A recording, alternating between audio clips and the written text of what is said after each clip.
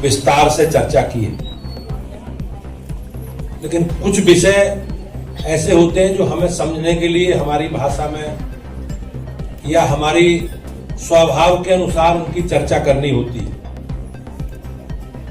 तो आत्मनिर्भर भारत अभियान भारत को आत्मनिर्भर बनाने के लिए माननीय प्रधानमंत्री जी का संकल्प। आप सब लोग जानते हैं कि हम लंबे समय तक गुलाम रहे, हमें पराधीन करा गया। बहुत लंबे समय तक दूसरे देशों से आए बाहर के लोगों ने हम पे शासन किया और उस शासन के बाद एक कांग्रेस पार्टी का लंबे कालखंड तक शासन रहा।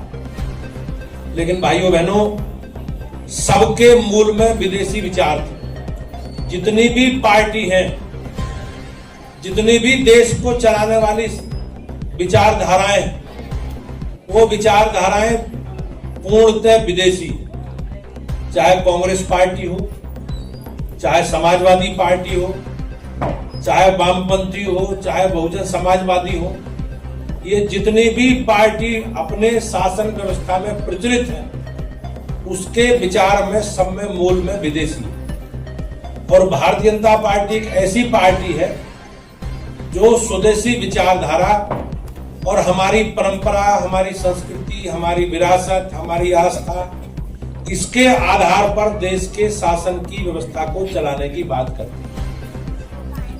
आप सब लोग जानते हैं कि गुलामी से पहले भारत का दुनिया की जीडीपी में 24% योगदान था। हमारा विश्व बाजार में भागीदारी भारत की 24-25% थी।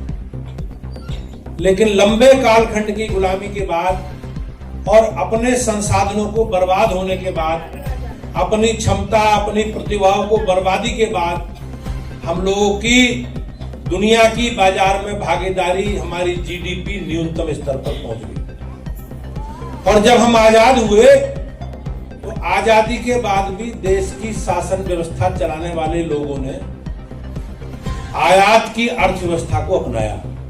बाहर से सामान मंगवाओ और उस व्यवस्था से देश के संसाधनों का संचालन करो। लेकिन भाइयों बहनों, सब लोग जानते हैं